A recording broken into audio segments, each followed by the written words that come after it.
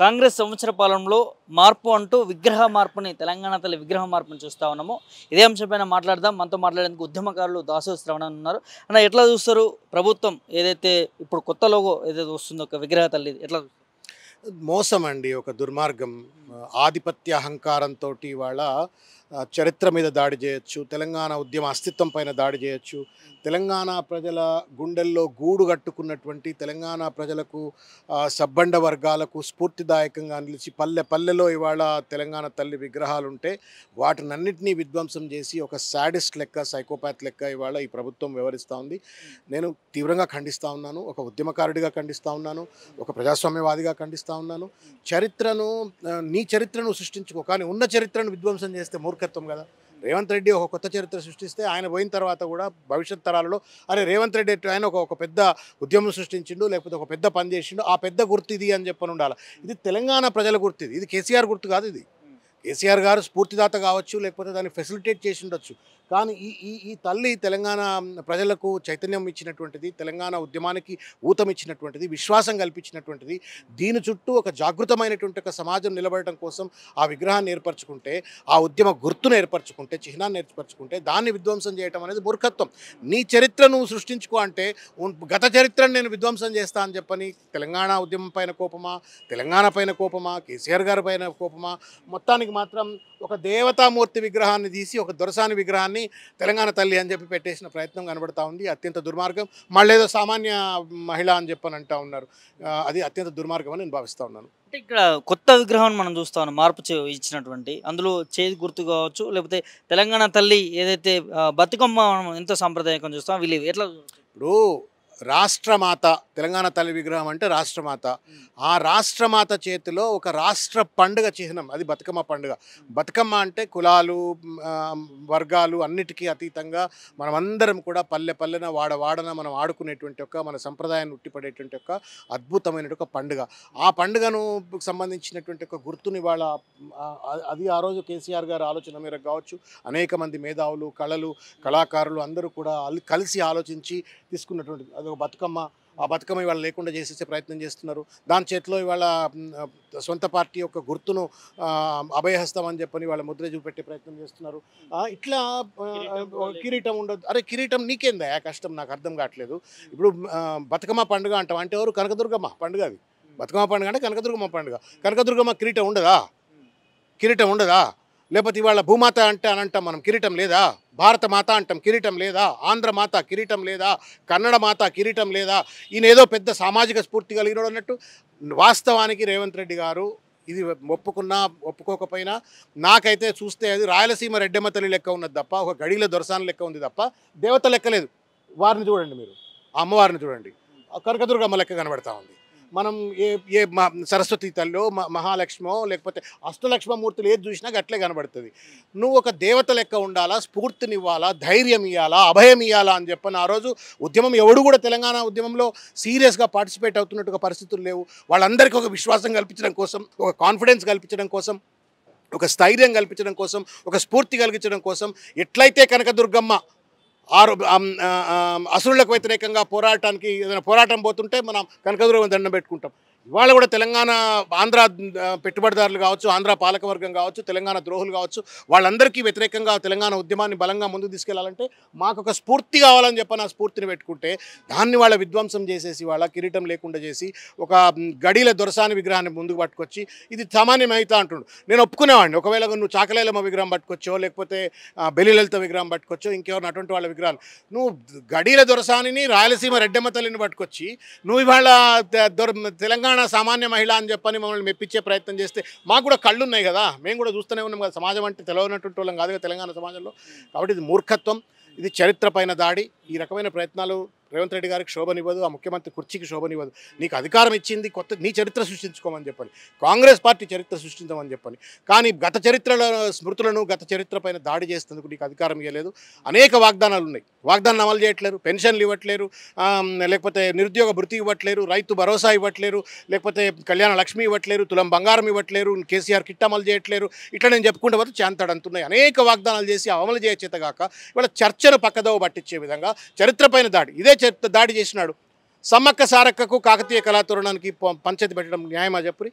ఎందుకు తీసేస్తున్నాం అంటే కాకతీయులు సమ్మక్క సారక్క ఆత్మ బలిదానికి కారకులైనరు కాబట్టి ఆ కాకతీయుల చిహ్నం ఉండొద్దు అని మాట్లాడతాడు. నేను మూర్ఖుడా? మనిషేనా? రామప్ప దేవాలయం ఉన్నది, కట్టింది కాకతీయులు, కట్టినోళ్ళు విశ్వకర్మలు. నువ్వు మరి అట్లా అంటే కాకతీయులు కట్టినరు కాబట్టి కాకతీయులు సమ్మక్క సారక్కకు మధ్యలో పోరాటం జరిగింది కాబట్టి రామప్ప దేవాలయాన్ని అబాండన్ చేద్దామా? ఏకశిలానగరం అని చెప్పని వరంగల్ అంతా కాకతీయులు కట్టినరు. మరి ఇవాళ సమ్మక్క సారక్క గారికి వ్యతిరేకంగా కొట్లాడిండ్రని చెప్పని ఆ ఏకశిలా నగరాన్ని మొత్తం అబాండన్ చేద్దామా? ఒక మూర్ఖమైనటువంటి ఒక ఆలోచనతోటి రాజీవ్ గాంధీకి, సోనియా గాంధీకి, తెలంగాణ తల్లికి పంచాయతీ పెట్టాలా, లేకపోతే కాకతీయ కళాతోరణానికి సమ్మక్క సారక్క గారికి పంచాయతీ పెట్టాలా, లేకపోతే చార్మినార్కు ఇంకొక దానికి పంచాయతీ పెట్టాలా? ఈ వెనకటికి ఊళ్ళలో ఉంటారు కొంత రిఫ్రాఫ్ గాళ్ళు ఉంటారు, వస్తోని పోతోని గిచ్చి పంచాయతీలు పెట్టుకుంటారు. ఈ వస్తువుల పోతలను గిచ్చి పంచాయతీ పెట్టుకునే యాటిట్యూడ్ ఇవాళకి కూడా రేవంత్ రెడ్డి గారు మరవలేదు. ఆ యాటిట్యూడ్తో ఇవాళ ముఖ్యమంత్రి అయిన తర్వాత కూడా అనవసరమైనటువంటి అంశాలన్నీ ముందుకు పట్టుకొస్తూ ఉండు. నువ్వు గౌరవించకపోతే నువ్వు గౌరవించకపో. నేను ఇప్పుడు ఫర్ ఎగ్జాంపుల్ చెప్తున్నా, ఇవాళ ఉన్న వందే మాత్రం పాటను పాడుకున్నప్పటికీ కూడా అంతర్లీనంగా గౌరవించని వాళ్ళు ఉన్నారు. వాళ్ళకు ఇప్పుడు పాడేటువంటి ఒక వందే మాత్రం ఆ ట్యూన్ కావచ్చు, లేకపోతే అందులో ఉన్న కంటెంట్ కావచ్చు, పూర్తి పెద్ద పాట, అది సంస్కృతం అంతా ఉంటుంది అందులో. దాన్ని మెచ్చి అదే ఉండాల గీతం అనేటువంటి వాళ్ళు కూడా ఉన్నారు. జనగణమన పాట మీద కూడా కాంట్రవర్సీ ఉన్నది. అట్లా అని చెప్పని తీసేస్తాం ఇలా ఒప్పుకుంటుందా ఇవాళ భారత సమాజం? చరక గాంధీ గారు ఆ రోజు తెలంగాణ భారత స్వాతంత్ర ఉద్యమంలో చరకాను ముందు పెట్టుకొని ఆయన ఉద్యమం చేసిండు. ఖాదీ సెల్ఫ్ రిలయన్స్ కోసం అని చెప్పని ఆ రోజు ఉద్యమం చేసిండు, స్వాతంత్ర ఉద్యమం చేసిండు. తీసేస్తామా?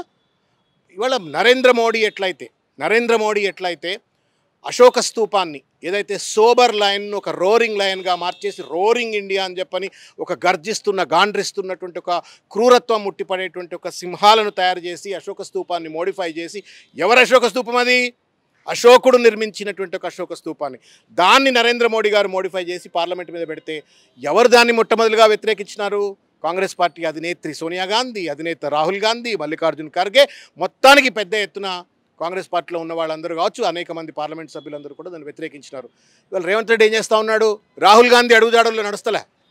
ఎట్లయితే నరేంద్ర మోడీ గారు అశోక స్తూపాన్ని మార్పిడి చేసే ప్రయత్నం చేసినరో, రేవంత్ రెడ్డి కూడా ఇవాళ తెలంగాణ ఉద్యమ చరిత్రను మార్పిడి చేసే ప్రయత్నం చేస్తూ ఉన్నారు. రేవంత్ రెడ్డి గారు కూడా తెలంగాణ అస్తిత్వం, తెలంగాణ ఆత్మగౌరవం, తెలంగాణకు విశ్వాసం, ఆత్మస్థైర్యం కల్పించినట్టు ఒక తెలంగాణ తల్లి విగ్రహాన్ని ట్యాంపర్ చేస్తూ ఉండు. ఏం తేడా ఉంది మోడీకి, రేవంత్ రెడ్డికి చెప్పండి? నాకు బాధ కలిగించే అంశం ఏంటంటే, ఇంత దుర్మార్గంగా చరిత్ర పైన దాడి చేస్తూ ఉంటే రేవంత్ రెడ్డి గారు, రాహుల్ గాంధీ గారు ఎందుకు మాట్లాడతలేరు? ఏఐసీసీ హైకమాండ్ ఎందుకు మాట్లాడతలేదు? ఈ రకంగా చరిత్రపై దాడి చేసి రేవంత్ రెడ్డి గారికి శోభనివ్వదు. నేను మీ ద్వారా, మిర్రర్ టీవీ ద్వారా నేను విజ్ఞప్తి చేస్తాను రేవంత్ రెడ్డికి, behave like a chief minister, not like a chief minister. Behave like a chief minister, not like a chief minister.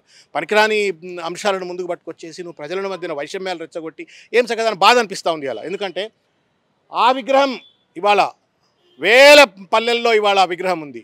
నీ లెక్క ప్రకారమైంది ఆ విగ్రహాలన్నీ విధ్వంసం చేయాలంటున్నావు. నువ్వేం విధ్వంసకారకుడువా? ఇండ్లను గులగొడతావు, విగ్రహాలను గులగొడతావు. ఎవడు నువ్వు ఒక్కడి మాత్రం బంగ్లాలు కట్టుకొని బతకాలా, నీ గుర్తులు మాత్రం ఉండాలా, నీ చరిత్ర ఉండాలా.